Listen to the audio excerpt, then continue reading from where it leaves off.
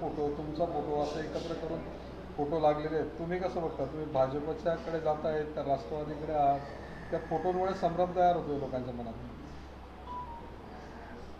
भारतीय जनता पार्टीमध्ये प्रवेश करणार अशा स्वरूपाची विनंती मी भारतीय जनता पार्टीला केली होती, परंतु भारतीय जनता पार्टीकडून अद्याप पावेतवर तरी पूर्ण प्रतिसाद मिळालेला नाही. मी राष्ट्रवादी काँग्रेसचा सदस्य अजून आहे. राष्ट्रवादी काँग्रेसचा सदस्यपदाचा राजीनामा मी माननीय शरद पवार साहेबांकडे, जयंत पाटलांकडे दिलेला आहे, पण त्यांनी तो अद्याप तो स्वीकारलेला नाही. मी राष्ट्रवादी काँग्रेसचा आमदार अजूनही आहे आणि माननीय शरद पवार साहेबांनी मला आमदारकीचा राजीनामा द्यायला मनाई केलेली आहे.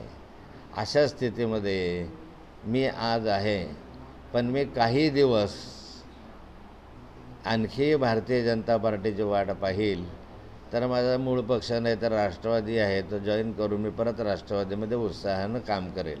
म्हणजे भाजपने जर प्रवेश दिला तर भाजपत जाणार तुम्ही? भारतीय जनता पार्टीमध्ये प्रवेश करावा असं माझं मत पूर्वीपासून होतं.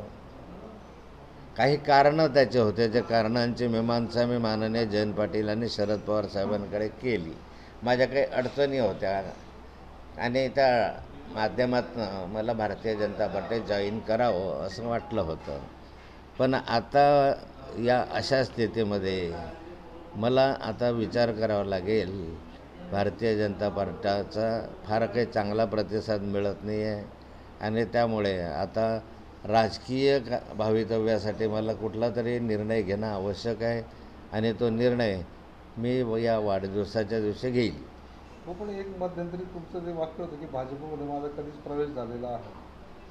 नाही, भारतीय जनता पार्टीमध्ये नड्डाजींच्या हस्ते माझा प्रवेश झालेला आहे, परंतु त्या प्रवेशाला काही लोकांनी विरोध केलेला दिसतो आहे आणि म्हणून तो जाहीर झालेला नाही.